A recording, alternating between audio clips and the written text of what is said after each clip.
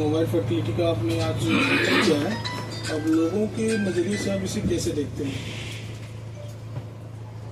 अपना जो प्रदेश है इसमें दोनों एक्सट्रीम्स हैं। कुछ बहुत ज्यादा पैसे वाले लोग हैं, कुछ गरीब लोग हैं, कुछ बहुत पढ़े लिखे हैं, जो कुछ कम पढ़े लिखे हैं, और उन सब में भ्रांतियों की मात्रा भी पर्याप्त है।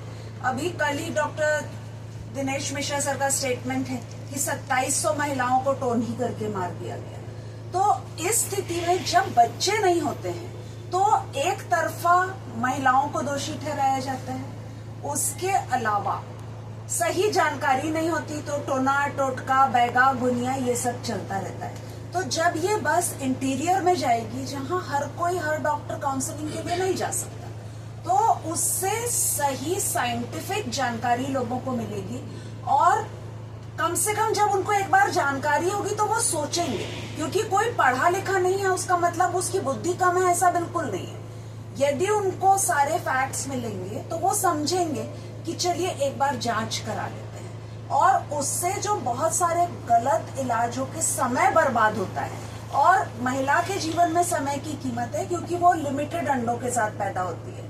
फिर अंडे खत्म हो जाएंगे तो उसको अपने अंडों से बच्चे नहीं होंगे। तो जो टाइम वेस्ट वाला फेज है वो काफी कम करने में इस बस की सहायता से मदद मिलेगी, ऐसा मैं सोचती हूँ। बांझपन बढ़ने का मुख्य कारण क्या है? आज की तारीख में बांझपन बढ़ने में पुरुष का योगदान ज्यादा है, महिला का कम। पुरुष की जो लाइफस्टाइल है उसके अंदर जब आप टेस्ट कराते हैं, डॉक्टर प्रतिभा आपको एग्जैक्ट फिगर दे पाएंगी, पर यदि 10 कपल आते हैं इनफर्टिलिटी के लिए तो पहले हम ये मानते थे कि 4 में महिला दोषी होती है, 4 में पुरुष दोषी होता है और 2 में दोनों को प्रॉब्लम होती है। आज ये रेशियो बुरी तरह चेंज हो चुका है। मैं खुद जितने पेशेंट्स देखती हूँ उसमें मेल इनफर्टिलिटी बहुत ज्यादा हो गई है। सो ये एक बहुत मेजर रीजन है। Alcohol, tobacco, drugs, lifestyle changes, chemicals, fast food.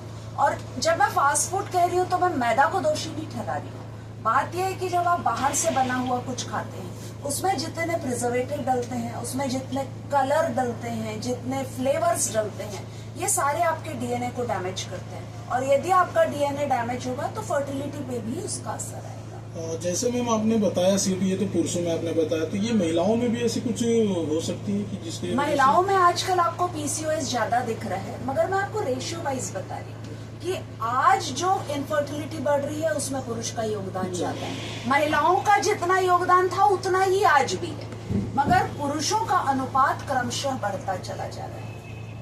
Pollution हो, बदलता वातावरण है, खान पान है, स्ट्रेस है, ये ऐसे कुछ फैक्टर्स हैं जो महिलाओं और पुरुषों में समान है, ठीक है।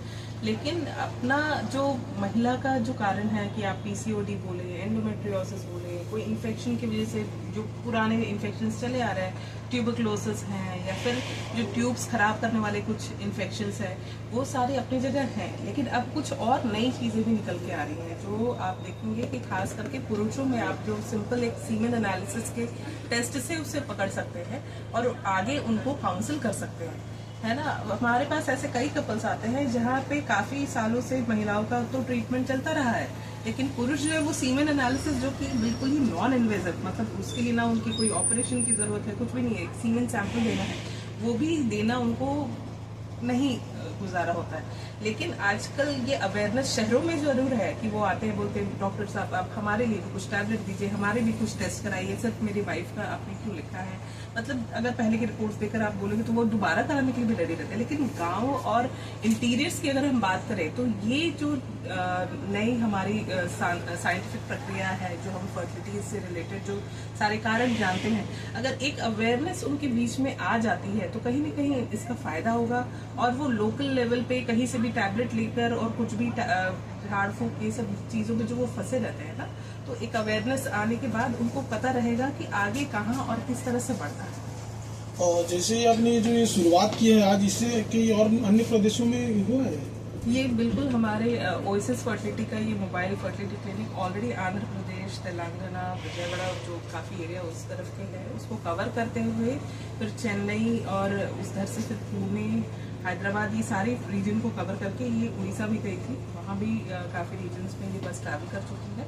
और और अभी ये रायपुर में है और रायपुर छत्तीसगढ़ रीजन को कवर करने के बाद ये आगे की जरूरत की जाएगी।